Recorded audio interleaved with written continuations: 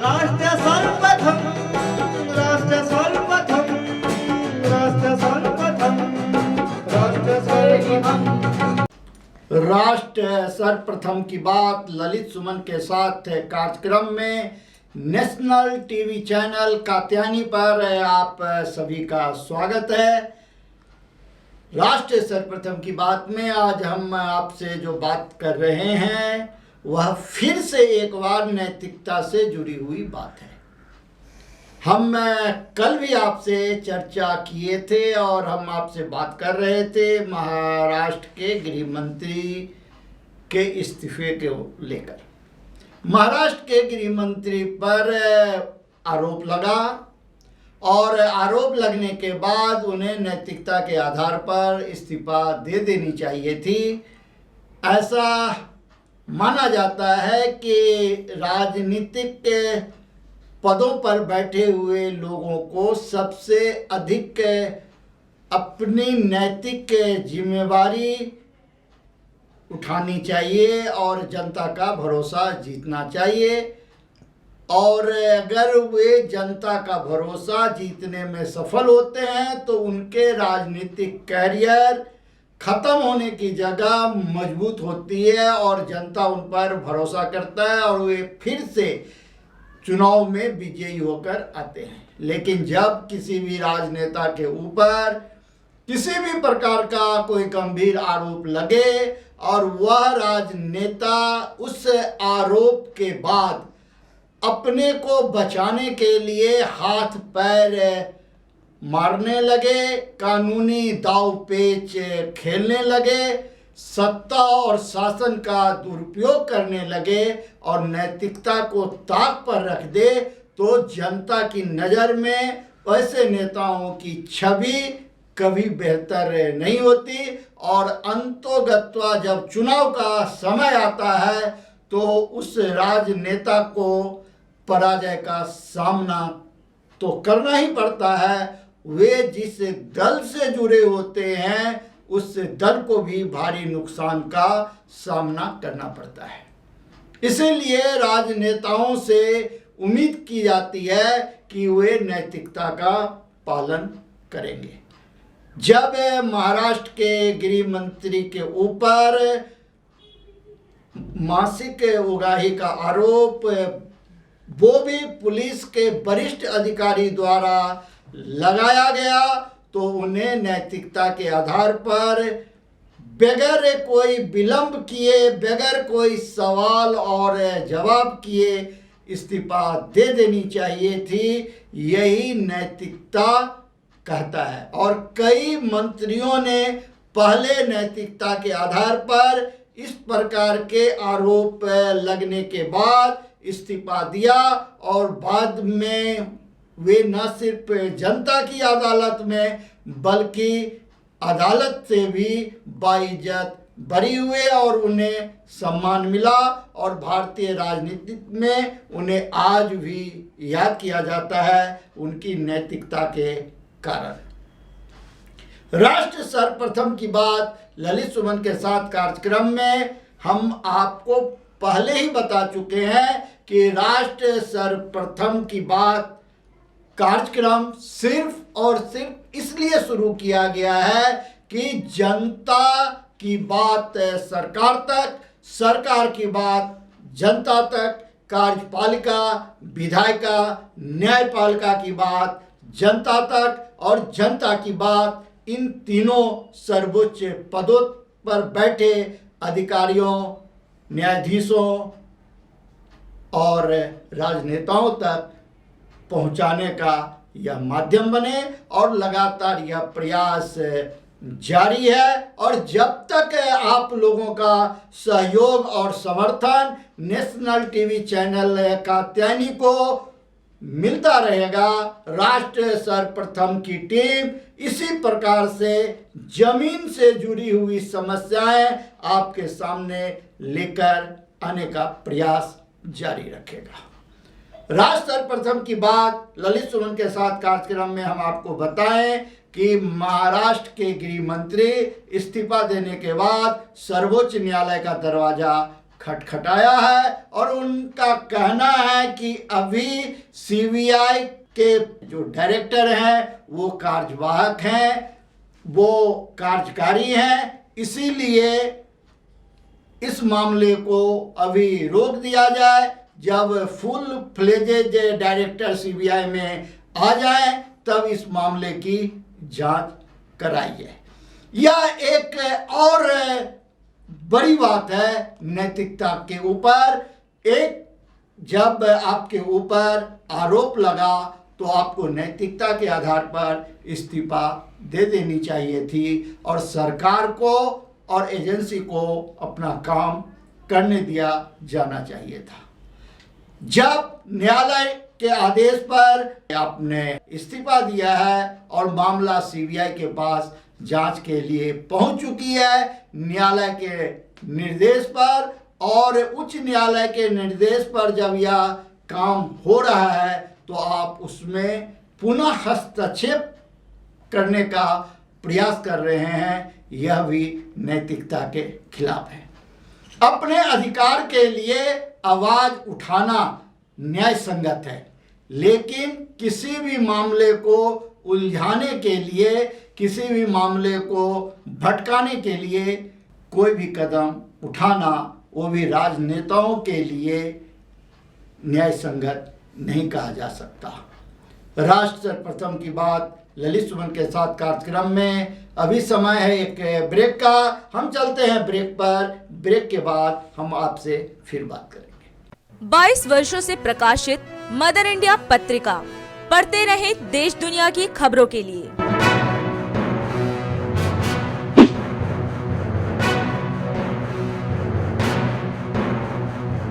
26वें वर्ष में आपके लोकप्रिय समाचार पत्र इंडिया दर्पण का प्रवेश। आप देखते रहें अपने क्षेत्र की खबरें।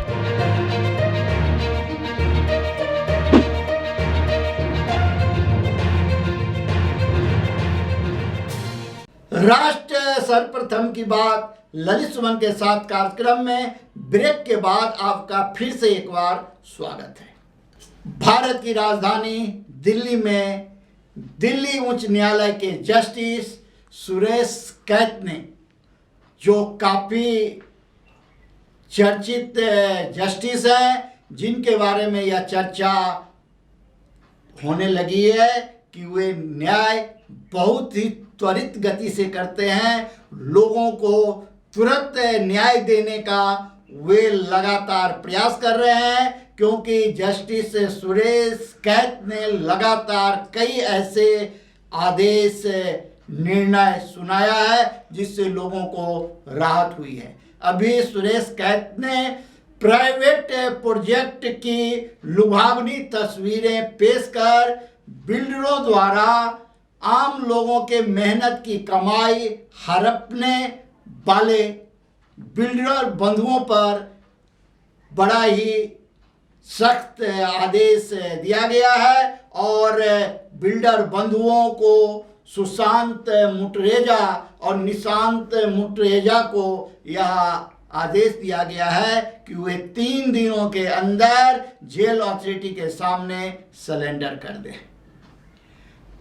भारत की राजधानी दिल्ली ही नहीं, संपूर्ण देश में बिल्डर लॉबी द्वारा आम लोगों को बड़े ही सुनियोजित ढंग से उनके कमाए हुए गाढ़े पैसे को प्रोजेक्ट के नाम पर दिवा स्वप्न दिखाकर अखबारों में, टीवी में बड़े बड़े विज्ञापन देकर फंसाने का काम किया जाता है। और जब भोले वाले जनता अपनी गाढ़ी कमाई उन बिल्डरों के लुभावने चित्रों में फंसकर गंवा बैठते हैं, तब वह बिल्डर उन्हें निर्धारित समय पर भवन आवंटित करने की जगह उन्हें वर्षों वर्ष तक घुमाता रहता है। उन्हें मकान देना तो दूर की बात, कई बार तो उनके मेहनत के कमाए हुए पैसे भी डूब जाते हैं। इन सभी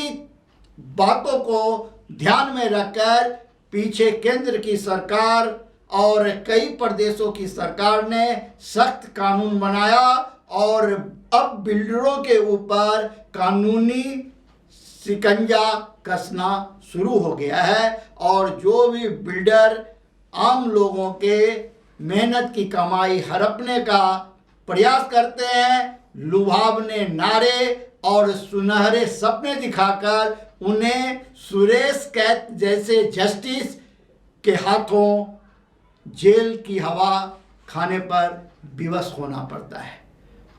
कहा जाता है न्याय देर से मिलती है लेकिन मिलती अवश्य है। न्याय पर भरोसा आपको करना चाहिए और आपको न्याय का दरवाजा खटखटाना चाहिए। कहा जाता है कि सत्य परेशान तो हो सकता है लेकिन सत्य कभी पराजित नहीं होता। और इस सब प्रकार के मामले जब मीडिया के सामने समाचार पत्रों में आते हैं तो आम लोगों का विश्वास कानून के प्रति, व्यवस्था के प्रति और मजबूत होता है। राष्ट्र सर्वप्रथम की बात ललित सुमन के साथ कार्यक्रम में हम आपको यह बताएं कि जस्टिस एन.वी. रमन भारत के 48वें मुख्य न्यायाधीश होंगे। यह बात हमने सबसे पहले अपने नेशनल टीवी चैनल कात्यायनी पर आपको बताया था कि एन.वी. रमन भारत के 48वें मुख्य न्यायाधीश हो सकते हैं। 26 अगस्त 22 तक ये इस पद पर रहेंगे और जस्टिस एन.वी. रमन 24 अप्रैल को भारत के 48वें मुख्य न्यायाधीश बन जाएंगे। Justice NV. रमन के संदर्भ में बताया जाता है कि वे अभिव्यक्ति की आज़ादी के पक्षधर हैं और जस्टिस एन.वी. रमन के मुख्य न्यायाधीश बनने के बाद भारत का मीडिया तंत्र, भारत का सूचना तंत्र, भारत के बुद्धिजीवी, लेखक, साहित्यकार, पत्रकार और निर्भीकता और निष्पक्षता के साथ सत्य को स्थापित करने का काम करेंगे और अभिव्यक्ति की आज़ादी की रक्षा करने के लिए जस्टिस एन.वी. रमन जैसे मुख्य न्यायाधीश भारत को मिल रहे हैं। राष्ट्र सर्वप्रथम की बात ललित सुमन के साथ कार्यक्रम में हम आज आपसे यहीं विदा लेते हैं। आप अन्य खबरों के लिए नेशनल टीवी चैनल कात्यायनी पर बने रहें। राष्ट्र सर्वप्रथम, वंदे मातरम, जाग उठा है भारत।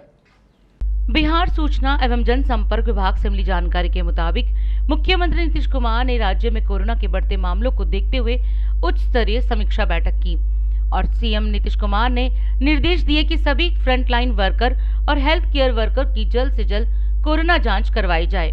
माननीय मुख्यमंत्री श्री नीतीश कुमार ने कोविड-19 से संबंधित उच्च स्तरीय समीक्षा बैठक की। इस दौरान उन्होंने कहा कि सभी फ्रंटलाइन वर्कर और हेल्थ केयर वर्कर जो काम में लगे हैं उन सभी की कोरोना जांच करवाएं और उनके संपर्क में आने वाले उनके परिजनों की भी जांच करवाएं। जितनी अधिक जांच होगी कोरोना संक्रमण के उतने ही मामलों का पता चलेगा। मुख्यमंत्री ने लोगों से अपील करते हुए कहा कि कोरोना के प्रति सभी सजग रहें, कोरोना गाइडलाइन का सख्ती से पालन करें, सभी लोग मास्क का प्रयोग करें, आपस में दूरी बनाकर रखें। वर्चुअल मोड में जल जीवन हरियाली दिवस के राज्य स्तरीय कार्यक्रम का आयोजन किया गया। इस मौके पर अधिकारी नदी जल क्षेत्र से जल की कमी वाले क्षेत्रों में जल ले जाना विषय पर परिचर्चा की। जल संसाधन मंत्री श्री संजय कुमार झा एवं विभिन्न अधिकारीगण वीडियो कॉन्फ्रेंसिंग के माध्यम से शामिल हुए। पटना के प्रमंडलीय आयुक्त संजय कुमार अग्रवाल ने जिला अधिकारी एवं अन्य अधिकारियों के साथ कोरोना संक्रमण की रोकथाम एवं बचाव हेतु गठित कोषांगों का निरीक्षण किया। इस मौके पर उन्होंने टेस्टिंग कार्य में तेजी लाने, संक्रमित व्यक्ति के घर पर स्टिकर चिपकाने, कॉन्टेक्ट ट्रेसिंग तथा आवश्यकता अनुसार माइक्रो कंटेनमेंट एवं कंटेनमेंट जोन बनाने का निर्देश दिया। दरभंगा के जिलाधिकारी डॉक्टर त्यागराजन एसएम ने कोरोना के बढ़ते संक्रमण की रोकथाम हेतु उप विकास आयुक्त, सिविल सर्जन एवं स्वास्थ्य विभाग के अन्य पदाधिकारियों के साथ डीएमसीएच के छात्रावास में नए कोरोना वार्ड एवं आईसीयू का निरीक्षण किया। इस दौरान उन्होंने उपलब्ध सुविधा की जानकारी ली तथा इसे तैयार मोड में रखने का निर्देश दिया। बेगूसराय के जिलाधिकारी श्री अरविंद कुमार वर्मा ने वीडियो कॉन्फ्रेंसिंग के माध्यम से सभी प्रखंड विकास पदाधिकारी एवं प्रभारी चिकित्सा पदाधिकारी के साथ बैठक की। इस दौरान उन्होंने कोविड-19 की रोकथाम हेतु टेस्टिंग, ट्रेसिंग एवं वैक्सीनेशन कार्य में तेजी लाने का निर्देश दिया। नवादा के जिला पदाधिकारी यशपाल मीणा ने नारदीगंज प्राथमिक स्वास्थ्य केंद्र एवं थाना का निरीक्षण किया। इस दौरान उन्होंने कोविड-19 वैक्सीनेशन एवं टेस्टिंग कार्य की प्रगति की जानकारी ली एवं संबंधित पदाधिकारियों को आवश्यक दिशा निर्देश दिया। कैमूर के जिला पदाधिकारी की अध्यक्षता में कोविड-19 के बढ़ते संक्रमण की रोकथाम और बचाव हेतु समीक्षा बैठक हुई। इस दौरान उन्होंने सभी प्रखंड विकास पदाधिकारी, अंचलाधिकारी, अनुमंडल पदाधिकारी एवं अनुमंडल पुलिस पदाधिकारी को कोरोना गाइडलाइन का पालन हेतु व्यापक प्रचार प्रसार सुनिश्चित कराने का निर्देश दिया।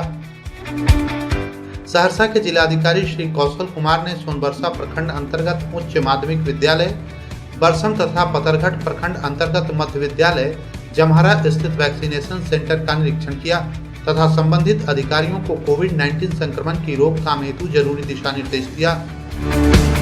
मधुबनी के जिला पदाधिकारी श्री अमित कुमार की अध्यक्षता में जिला स्तरीय बैठक हुई। इस मौके पर उन्होंने कोविड-19 की रोकथाम हेतु परिवहन पदाधिकारी एवं अन्य पदाधिकारियों को सार्वजनिक स्थलों पर मास्क पहनने हेतु सभी व्यक्तियों को प्रेरित करने समेत कई दिशा निर्देश दिए। कोविड-19 के बढ़ते संक्रमण की रोकथाम हेतु बेतिया जिला प्रशासन पूरी तरह सतर्क है। बैठक के दौरान जिलाधिकारी श्री कुंदन कुमार ने टेस्टिंग, ट्रेसिंग एवं वैक्सीनेशन कार्य में तेजी लाने का निर्देश दिया। साथ ही उन्होंने कहा कि सभी हेल्थ केयर वर्कर तथा फ्रंट लाइन वर्कर को हर हाल में कोविड-19 टीका का प्रथम एवं द्वितीय डोज लेना अति आवश्यक है। अररिया के जिला पदाधिकारी श्री प्रशांत कुमार सीएच की अध्यक्षता में जिला स्तरीय परामर्शदात्री समीक्षा समिति की बैठक हुई। इस दौरान उन्होंने संबंधित अधिकारियों को नाबार्ड, साख जमा अनुपात, किसान क्रेडिट कार्ड, शिक्षा ऋण, गृह निर्माण ऋण, मुर्गी पालन, मत्स्य पालन, गव्य विकास, कृषि यांत्रिकरण, प्रधानमंत्री रोजगार सृजन कार्यक्रम तथा मुद्रा ऋण के तहत बैंकों में लंबित आवेदनों को 100% उपलब्धि हासिल करने का निर्देश दिया। समस्तीपुर के जिला अधिकारी की अध्यक्षता में भू अर्जन की समीक्षा बैठक की गई। इस मौके पर जिला भू अर्जन पदाधिकारी, जिला राजस्व प्रभारी पदाधिकारी एवं संबंधित विभाग के कार्यपालक अभियंता उपस्थित रहे। इस दौरान उन्होंने कई आवश्यक दिशा निर्देश दिया। प्रतिदिन देखिए 8 बजे रात्रि 9 बजे सुबह राष्ट्र प्रथम की बात ललित सुमन के साथ कात्यायनी टीवी पर। 6 अप्रैल को भाजपा के स्थापना दिवस के मौके पर रमेश नगर मंडल करोलबाग जिला में भाजपा की दिल्ली प्रदेश अध्यक्ष आदेश गुप्ता के नेतृत्व में बूथ समिति संवाद कार्यक्रम का आयोजन किया गया, जहां पंडित दीनदयाल उपाध्याय और श्यामा प्रसाद मुखर्जी के तेल चित्र पर माल्यार्पण कर कार्यक्रम की शुरुआत की गई। कार्यक्रम में करोलबाग जिला के अध्यक्ष राजेश गोयल, अशोक गोयल देवरा, मोतीनगर विधानसभा क्षेत्र से पूर्व विधायक सुभाष सचदेवा और निगम पार्षद वीना विरमानी शामिल हुए और कार्यकर्ताओं को अपना बूथ सबसे मजबूत करने की बात की। आज मोतीनगर विधानसभा के रमेश नगर मंडल में हमारे यशस्वी अध्यक्ष आदरणीय आदेश गुप्ता जी का प्रवास है, जो बूथ तक के कार्यकर्ताओं से आज संवाद करेंगे। आज के इस कार्यक्रम में मैं अपने करोलबाग जिले की ओर से आदरणीय अध्यक्ष जी का बहुत बहुत स्वागत करता हूँ। मेरा बूथ सबसे मजबूत। ये जो हम सब लोग वर्षों से बूथ पर लड़ते हैं, बूथ का चुनाव जीतते हैं, बूथ जीता चुनाव जीता का ये जो कंसेप्ट लेकर हम चलते हैं, उसी की वजह से आज ये पार्टी हमारी उम्र के अंदर सबसे छोटी पार्टी। हमारी पार्टी 1980 में बनी, आज मात्र 41 वर्ष हुए। अगर इसके ऊपर लोगों ने रिसर्च करके बताया कि जो विश्व की जो सबसे बड़ी पार्टियां हैं, communist party of China, UK की पार्टी जो लेबर पार्टी है, वहां पर डेमोक्रेटिक पार्टी है, उनका इतिहास सैकड़ों वर्ष पुराना है, लेकिन ये पार्टी आज सबसे कम उम्र की पार्टी है अगर हम इसका जनसंख्या का इतिहास उठाकर चले, लेकिन आज विश्व की सबसे बड़ी पार्टी। तो यशस्वी प्रधानमंत्री जी कह रहे थे कि भारतीय जनता पार्टी आज जो विश्व की सबसे बड़ी पार्टी बनी है, उसका कारण और उसके मायने क्या है। भारतीय जनता पार्टी मतलब सबका साथ, सबका विकास, सबका विश्वास। भारतीय जनता पार्टी मतलब good governance. Bharatiya Janata party मतलब तुष्टीकरण रहित राजनीति। भारतीय जनता पार्टी मतलब परिवारवाद से मुक्ति। भारतीय जनता पार्टी का मतलब राष्ट्रभक्ति।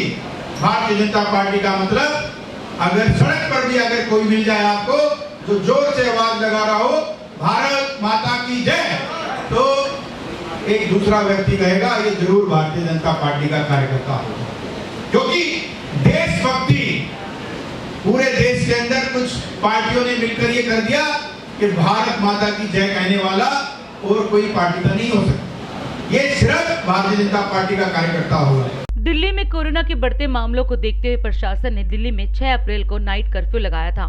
नाइट कर्फ्यू के पहले दिन मंगलवार को कोविड-19 के 5100 नए मामले सामने आए, जो कि इस साल के दौरान सबसे अधिक है। साथ ही 17 और मरीजों की मौत हो गई। नाइट कर्फ्यू के दौरान प्रशासन ने हवाई अड्डे, रेलवे स्टेशनों और बस टर्मिनल से आने जाने वाले लोगों को टिकट दिखाने पर और स्वास्थ्य और परिवार कल्याण, सभी चिकित्सा संस्थानों, पुलिस, जेल, होमगार्ड, दमकल और दूसरी इमरजेंसी आपात सेवाओं में शामिल लोगों को और केंद्र व दिल्ली सरकार के अधिकारियों को नाइट कर्फ्यू में छूट दी गई। राष्ट्र प्रथम की टीम ने दिल्ली में इस साल के पहले नाइट कर्फ्यू के दिन और रात के नजारे का जायजा लिया। इस दौरान हमारी टीम ने चिकित्सा अधिकारी और समाज सेवी से भी कोरोना को लेकर बात की।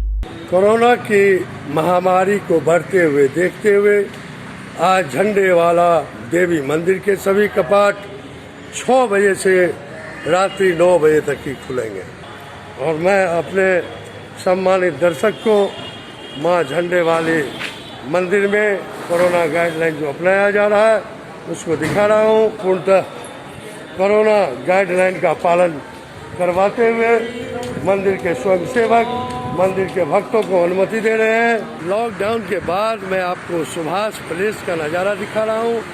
अन्य दिनों में यहाँ गाड़ियों की कतार लगी रहती थी, जरा कदा जाम भी हुआ करता था, लेकिन 24 घंटे के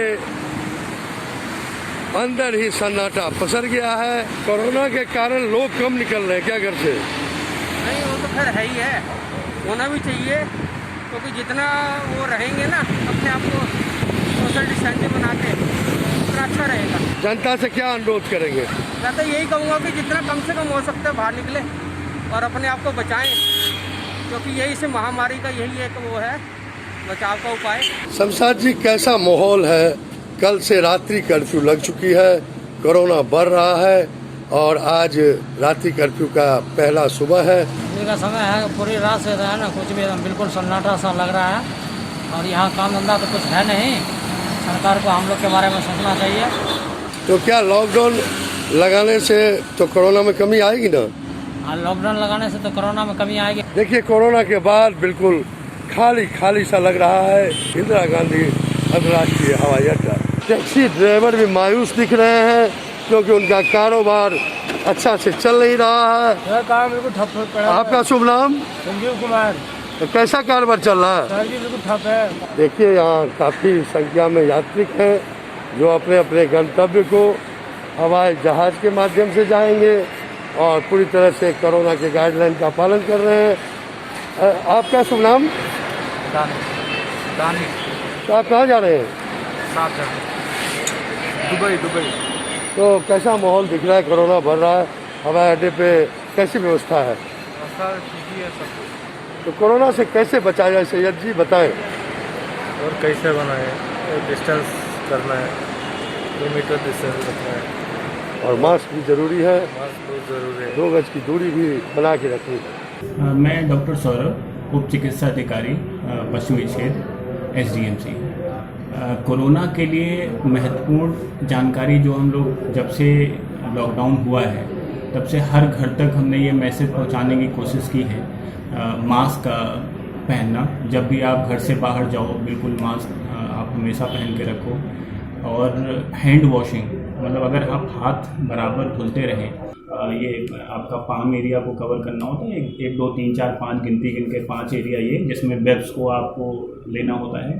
पीछे बैक साइड का वेब्स आपको 5 गिनती गिनते हुए लेना होता है। ये नेल बेड एरिया हो गया आपका दोनों हाथ का, और उसके बाद ये थंब का एरिया हो गया, और फिर रेस्ट जॉइंट हो गया। इसको अगर आप रेगुलर प्रैक्टिस में लेके आएंगे, मतलब आपको टाइम याद रखने की ज़रूरत नहीं है, 1 2 3 4 5 5 गिनती गिनेंगे तो आपका पूरा समय इसमें पूरे अच्छी तरीके से हाथ धुल जाएगा। मास्क पहनिए। आज की डेट में जो सबसे बड़ा जो कोरोना का बढ़ने का जो रीज़न है जो एक्सपर्ट्स की जो राय है, उनकी राय ये है कि लोगों ने बिल्कुल जो है मास्क लगाना छोड़ दिया है, 2 गज की दूरी बिल्कुल नहीं लगाते हैं, जो हमारे माननीय प्रधानमंत्री जी ने भी कहा है, उसका पालन बिल्कुल नहीं हो रहा है। दूसरा, जो खान पान की स्थिति हमारे देश में दिन पर दिन जो जिस तरह से जो एडल्ट्रेटेड जो फूड आ रहा है, उसको देखते हुए लोगों में जो है तरह तरह की जो है इम्यूनिटी जो पावर है वो बिल्कुल कम होती जा रही है, जिससे जो कोरोना का वायरस है वो बॉडी में जल्दी से जो है पनपने लगता है। और सुनने में ये आ रहा है इस बार की जो कोरोना की जो लहर है वो लास्ट टाइम से 3 टाइम्स ज़्यादा है, तो उसको देखते हुए तो हमें और ज़्यादा प्रिकॉशंस लेना पड़ेगा। तो क्या लॉकडाउन लगने की संभावना बढ़ रही है? मामले बहुत बढ़ रहे हैं। हमें ऐसा लगता है कि भारत सरकार को इस पर ज़रूर विचार करना चाहिए। तो क्या संदेश देंगे लोगों को? हम लोगों को यही संदेश देना चाहते हैं कि दोस्तों, भाइयों, अपना ध्यान रखिए और अपने आप को बचा के रखिए। रूपनगढ़ के green tech mega food park में कई दिनों से श्रमिक विभिन्न मांगों को लेकर हड़ताल पर हैं, जिसको लेकर विधायक सुरेश सिंह रावत ने फूड पार्क के प्रशासन के सामने मजदूरों का पक्ष रखा और उनकी समस्याओं के समाधान के निर्देश दिए। उन्होंने कहा कि मजदूरों के साथ ज्यादती हो रही है, उनका यहाँ शोषण हो रहा है, वही नियमों के विपरीत उनसे काम लिया जा रहा है। मजदूरों के हितों के खिलाफ ज्यादती किसी भी हाल में बर्दाश्त नहीं करेंगे। फूड पार्क प्रशासन इन व्यवस्थाओं को शीघ्र सुधारे। राजौरी गार्डन थाना पुलिस की स्पेशल टीम को गुप्त सूचना मिली थी कि 2 बदमाश मोबाइल चोर चोरी का सौदा करने के लिए पश्चिम विहार इलाके में किसी से मिलने जा रहे हैं। तभी राजौरी गार्डन के एसीपी संजय शर्मा के नेतृत्व में बदमाशों को पकड़ने के लिए एक टीम का गठन किया गया और जैसे ही बदमाश और चोरी का सौदा करने आए अन्य आरोपी पश्चिम विहार बाबा रामदेव मार्ग पर पहुंचे, तभी पुलिस ने उन्हें वहां धर दबोचा। पुलिस ने पाया कि जिस बाइक पर बदमाश आए थे वो भी चोरी की है, हालांकि जिस स्कूटर पर दूसरा आरोपी आया वो चोरी की नहीं थी। राजौरी गार्डन पुलिस की स्पेशल स्टाफ की टीम ने तीनों आरोपियों को अपने शिकंजे में ले लिया है और आगे की कार्रवाई कर रही है। पुलिस ने बदमाशों के पास से एक मोटरसाइकिल, एक स्कूटी और 13 मोबाइल फोन बरामद किए हैं। तिलकनगर एसीपी सुरेंद्र कुमार और विकासपुरी थाना के एसएचओ इंस्पेक्टर महेंद्र दहिया के नेतृत्व में विकासपुरी थाना के पुलिसकर्मी रात को गश्त कर रहे थे। तभी गश्त कर रही टीम ने एक संदिग्ध व्यक्ति जो कि बिना हेलमेट के स्कूटी पर सवार था, उसे रोकने का इशारा किया, पर वो पुलिस से पीछा छुड़ा वहां से भागने की कोशिश करने लगा। तभी पुलिस ने उसे वहां धर दबोचा। बाद में जांच करने पर पता चला कि जिस स्कूटी पर वो व्यक्ति सवार था वो चोरी की थी। पुलिस ने आरोपी के पास से एक मोबाइल फोन, एक साइकिल और स्कूटी बरामद की है। देश में कोरोना के 1,15,000 नए मामले सामने आए, 630 लोगों की जान भी गई। कोरोना के बढ़ते संकट को लेकर दिल्ली हाई कोर्ट का नया आदेश, कार में अकेले हों तो भी मास्क पहनना जरूरी। पश्चिम बंगाल में 3 चरण का चुनाव खत्म, अब अंतिम 5 चरणों की लड़ाई के लिए आज केंद्रीय गृह मंत्री अमित शाह फिर से बंगाल पहुंचे। सिंगूर में करेंगे 4 रोड शो। 26 महीने बाद मुख्तार अंसारी की पंजाब से यूपी वापसी, तड़के बांदा जेल लेकर पहुंची पुलिस। पूर्वी लद्दाख में अपनी अपनी सेना पीछे हटाने के बाद अब वास्तविक नियंत्रण रेखा पर टकराव वाले अन्य बिंदुओं को लेकर 9 अप्रैल को बात करेंगे भारत और चीन। कोरोना महामारी के चलते दिल्ली के एम्स ने एक बार फिर ओपीडी बंद करने का फैसला लिया। अब सिर्फ ऑनलाइन रजिस्ट्रेशन ही किया जा सकता है। आरबीआई की मौद्रिक नीति समिति की 3 दिवसीय बैठक हुई खत्म। आरबीआई ने ब्याज दरों में नहीं किया कोई बदलाव, तो वहीं रिजर्व बैंक ने रेपो रेट को 4% पर रखा बरकरार। फोर्ब्स मैगजीन की नई सूची के अनुसार सबसे ज्यादा अरबपतियों की संख्या के मामले में भारत दुनिया में 3रे स्थान पर, तो वहीं मुकेश अंबानी एशिया के सबसे धनी व्यक्ति बने। बॉलीवुड में तेजी से बढ़ रहा है कोरोना। विक्की कौशल के संक्रमित होने के 24 घंटे बाद कैटरीना कैफ की रिपोर्ट भी आई पॉजिटिव, खुद को किया होम आइसोलेट। इस साल टोक्यो ओलंपिक्स में हिस्सा नहीं लेगा नॉर्थ कोरिया, कोरोना महामारी के चलते किया गया फैसला। और अधिक खबरों के लिए आप हमारे YouTube चैनल दैनिक इंडिया दर्पण को अभी सब्सक्राइब करें और नोटिफिकेशन के लिए बेल आइकन को प्रेस करना ना भूलें। राष्ट्र सर्वप्रथम